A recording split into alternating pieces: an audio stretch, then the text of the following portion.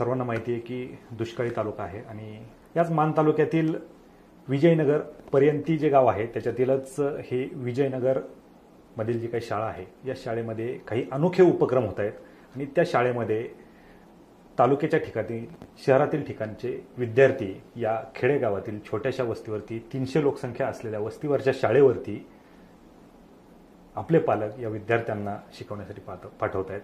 नक्की या सगळ्या गोष्टींमागचं रहस्य काय आहे? या शाळेतील विद्यार्थ्यांना जापनीज सारख्या भाषा येत आहेत, त्यांना स्किल डेव्हलपमेंटचे धडे तिथे दिले जात आहेत आणि त्या शाळेमधून जगभरातील जवळपास 40 देशामध्ये या शाळा जोडल्या गेलेल्या आहेत.